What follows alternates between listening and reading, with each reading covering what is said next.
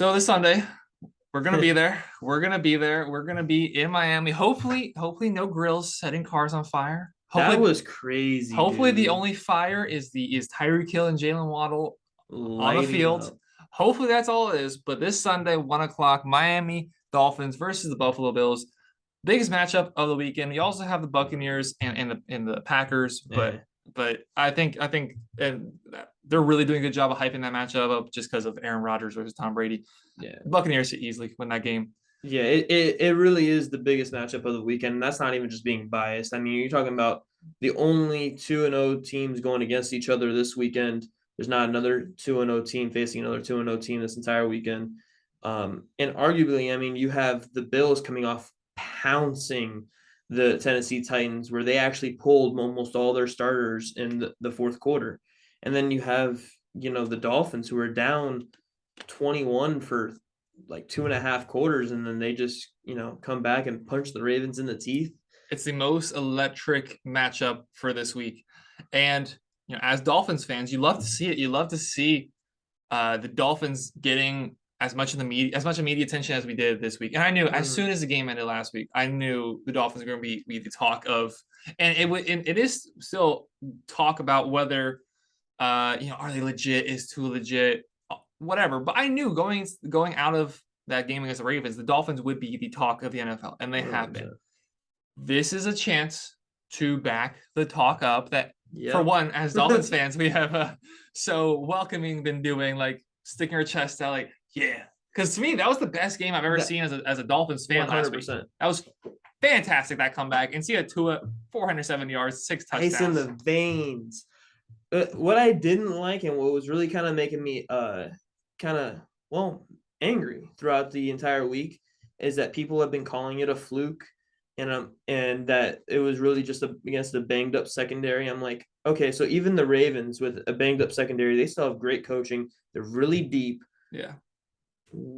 What team gives up 6 touchdowns? You don't. If that was true, why don't the Texans or the Jags give up 6 touchdowns every week? Like, come on, it's 6 touchdowns, over 460 yards. Obviously, they did something right. Yeah. Like, I do think both sides of the argument are fair because we have never seen Tua do this. Some conversations you and I had in the offseason were about the fact that Tua has never really had a big game. His most yards thrown, I think, at any point was just barely cracked over 300 yards. yeah, The game he had against Arizona was very good. Last the year, Panthers. the Panthers game, yeah, that's one I was thinking about. Against the Jets, he had a good game. But there's never been a game where the game was won because of Tua. And he's not been able to put together these long drives. He's never been able to put together a game-winning drive. He kind of did against Atlanta, and then He's done it a couple times. He did it against Atlanta, the Jags, but those are also bad he didn't teams. do it against the Jags. We had this conversation a few weeks ago. He did not do it against the Jags. He had the opportunity to go down and do it against the Jags, and then we lost. Well, I'm saying before that whole timeout where they ended up going for it on fourth down rather than punting it to us, and then that kind of sealed the game away. But he did give us the lead before the defense lost it. Yeah. So that's where I'm saying that. But what we saw Anyways, last week, that's what we wanted to see. 470 yards, 6 touchdowns. Rushing game wasn't there. The defense picked up like halfway through the third quarter and on, but the defense had a very bad first half. Tua did not have a bad first half. Had the 2 interceptions, one of which was his fault, one of which was kind of fluky. It happens. But we were waiting to see this out of Tua. And so I understand the national media being a little hesitant to crown the Dolphins, because 100%. we haven't seen this out of him. And because if you go just 1 week later, especially just looking at it from a national media perspective, don't crown him now, because then you can look stupid.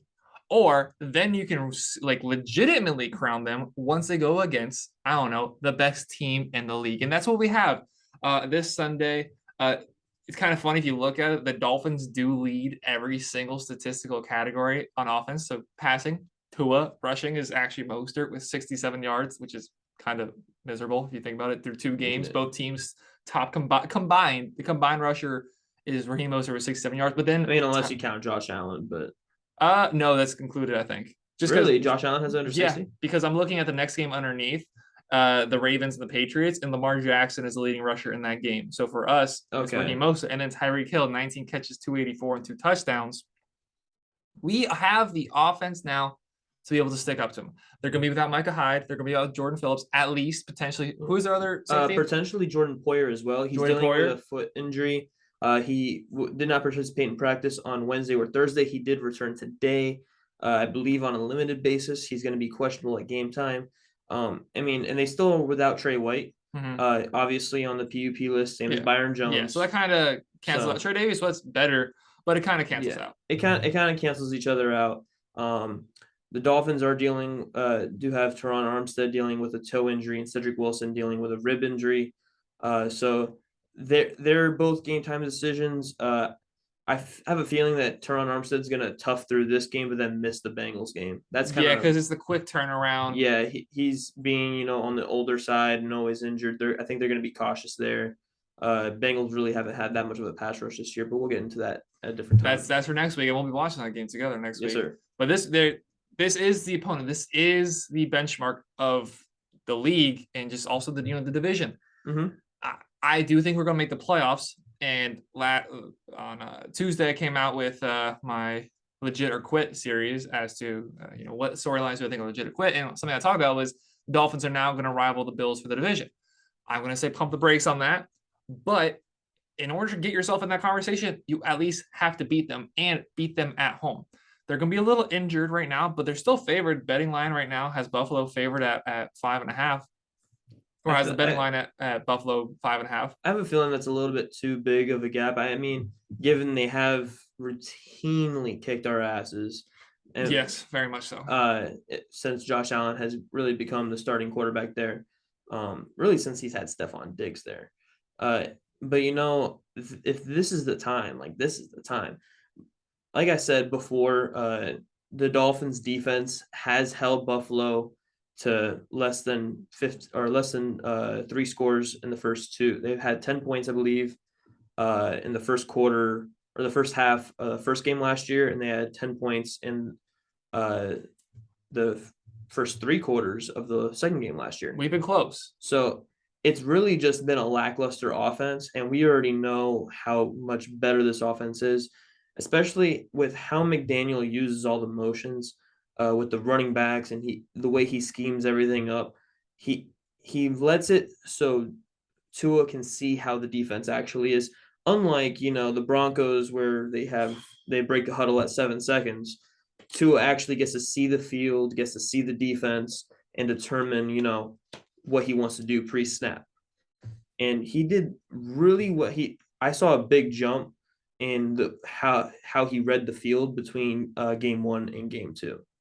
So I think McDaniel is really, really, helping him a lot there, and I think he's going to do pretty well. I guess, especially it's a banged up.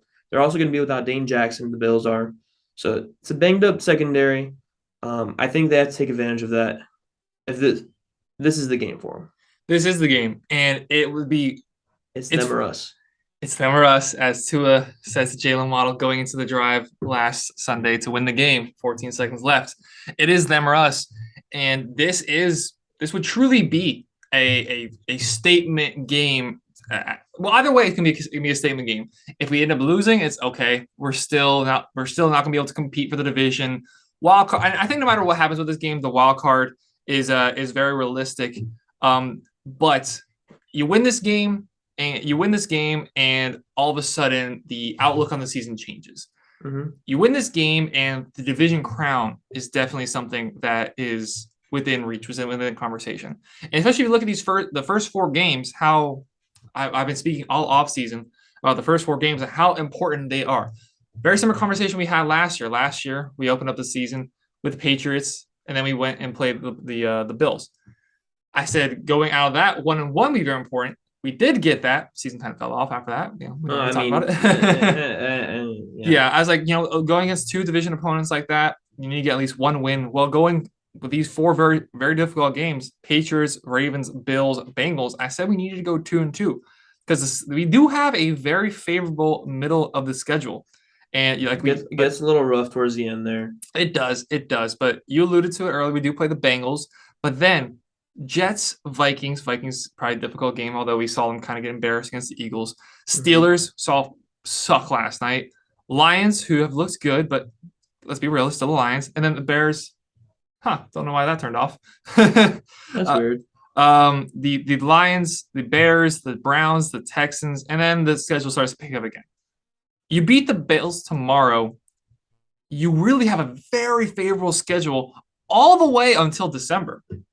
You should really only lose one or two games after that point.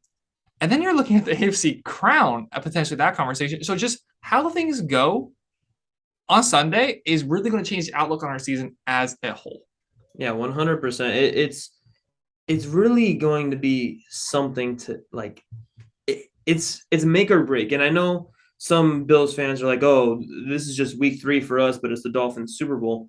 It's like, well, it kind of is the Super Bowl of the AFC East at this point, because whoever wins this game gains extreme momentum going into the rest of the season. I mean, even the Bills have a pretty favorable schedule ahead, uh, and so if we can win this and get a leg up on them, and it'll just be fantastic. To you, and we didn't really talk about it beforehand, so I'm kind of putting you on the spot here. What is the single most important thing the Dolphins have to do right on Sunday in order to win the game? Contain Josh Allen. Contain Josh Allen. Make sure he does not use his legs. That is going to be a really hard thing to do. But that is the reason they also drafted Channing Tindall. He is the fast linebacker that hits hard, can move all around the field. He did not play last week, I believe, due to an illness. Yeah, that's what it was. But he's supposed to play this week. We also get Andrew Van Ginkel back. He was active last week, but he didn't play a defensive snap. He's still recovering from the appendix injury. Those are two really fast, really hard-hitting linebackers. I know Tyndall's a rookie, but he's basically the reason we drafted him is because of Josh Allen. Yeah, he does fill a role there very well. And last week, of course, outside that one long run where, let's be real, the Ravens offensive line did a great job of sealing it. Lamar Jackson bust out for a 79-yard rushing touchdown. Outside of that, he only had 40 rushing yards. Yeah. If you can hold Allen under 50 rushing yards, you have an opportunity to win. Only issue is he's gotten so much better in the pocket than when he was younger. So it's not like Lamar Jackson. And even Lamar Jackson has gotten a lot better in the pocket. Actually, put a pause on this real quick. I was one of Lamar Jackson's biggest criticizers of his throwing ability. I watched the tape. The man had way too tight of throws for me to be considering even saying he's not a good passer anymore. He's one of the best passers in the league. Get that man some wide receiver help. Get that man some money. Get that man some money. Pay the man. I mean, and then get him some receiver help. To be fair, they did try to pay him. I mean, they paid him less than Deshaun Watson. Like, come on. Yeah, the Browns really screwed over every other team in the league by saying, "Hey, we're going to give a man who has all these sexual assault allegations fully guaranteed money." Yeah, Lamar Jackson going to need a wheelbarrow. He going to need a kind of like Mike McDaniel does. And to. And I hope the two of them do for this game, because I remember last week 2, we were tailgating together, you, me, Haley, your dad, and the vibe in the parking lot was palpable. There was okay, this is the moment. Who are we? It was a come to, to use the expression, come to Jesus moment. It was like, okay, we're either great or we suck. We sucked. It wasn't. Yeah, it was. We found out that, okay, this is night and day. This is the Buffalo Bills, and then there's us. And I was in denial for so long after that game because I was like, this, if that. I'm like, if Tua didn't get hurt, I'm like, you know what? Screw the ifs. Screw the buts.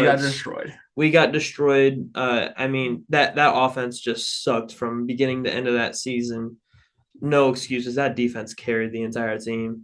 And just this year, it felt a lot different. We saw week 1, we didn't really see anything like too popped off, but I think he was pretty conservative, didn't want to, show off all our plays to a team when we were up 17-0.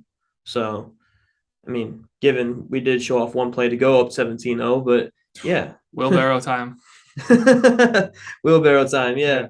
But so And it's you're gonna need some of you're that. gonna need You're gonna need some of that Sunday because like what I was talking about when we were going into that game last year, week 2, we had confidence, we had belief. Now flash forward a year later, literally a year and a week later, mhm. and we have confidence, we have belief, but there is still that if because we remember we got burned last year. I Yeah. refuse to remember how I keep getting burned by the Colts and believing in them. I refuse to believe to remember I keep getting burned by drafting Cooper Cup's backup in fantasy football. I keep neglecting that.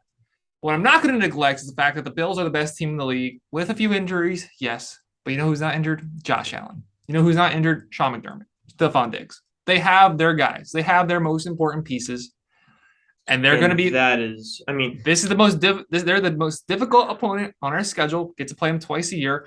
Lost 7 matchups in a row. One year we're going to beat them. One game we're going to beat them. Why not this Sunday? why not this Sunday? And it's going to be one of the keys to the game, per se, is going to be how Xavier Howard really is on Stephon Diggs.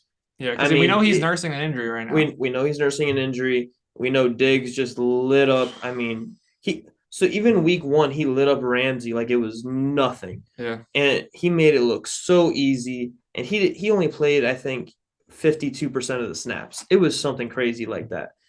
Last week he played a little bit more, but he didn't play the fourth quarter. And thankfully for I think it was Jay that was going against him, like stop throwing the ball to Diggs, and he like won his matchup by like I think a couple points because he didn't play the fourth quarter. Yeah. I'm like, you're good, Jay. You're good. But yeah, it's like Diggs can get open. He's one of the best route, probably if not, he's one of the best, if not the best route runner in the league. And we saw X just struggle last week against Devin Duvernay, of all people. So, you know, he's going to have to step up his game, even though he's dealing with that injury. And I mean, who's going to be the number 2? Is it Kadir Kohu, undrafted rookie out of Texas A&M Commerce? It's scary. It's scary. We saw him do it against the Ravens. Saw him going to do it against the Patriots. But this is the benchmark on who you are as a team. Really, anybody who goes against the Bills now. It's how good are you? Okay, yeah. How good you play against the Bills? Do you have any shot at being a legitimate team? I think the Dolphins are unquestionably a top 10 team now, but being a top 10 team is not what matters in history. What matters in history is like, do you win Super Bowls? Do you win Super Bowls? If you're the Dolphins, do you get to the playoffs in the first place? Have you won a playoff game? I don't know, since you and I have been alive. They have. Yeah, when we were like 1 and 2 years old. Do I remember? That's a different question. No, yeah. I remember it just as much as I remember 9/11 happening. Like nothing at all. Nothing there. You really had to bring that up. Yeah. That was bad. I know. Sorry, guys. I'm not. This would be huge for the Dolphins. Before we wrap this up, give me a score prediction. I'm gonna go ahead. I'm gonna be Old Faithful. I'm gonna say Dolphins 37-35. Ooh. It's a weird score. How do you even get to 37? It's a weird score. Is that like you kick a field goal, you miss an extra point? No, it'd be like you score 10-10-10-7. So I predict That's a lot of field goals. It's a lot of field goals. I predict that's 3 field goals that I'm predicting. Okay. Three field goals, 3 touchdowns. So I'm gonna say Bill. No, I'm not gonna sit here and tell you that the Dolphins gonna lose. We discussed this last week. I'm gonna say Miami Dolphins taking the victory, 30 to. I think it's a little low. 30. Well, they do have a good defense. They do. I'm gonna say 30-27 Dolphins. You know that is actually a good prediction because if you want to go back to last year, I mean Bills won 26-11. So I mean, yeah, that was a miserable game. I mean, I'm hoping it's not a miserable game, and I don't care if we win 2-0. If we get a leg up on the Bills, going 3-0 against our first 3 matchups, 2-0 in division, I'll be a very happy man.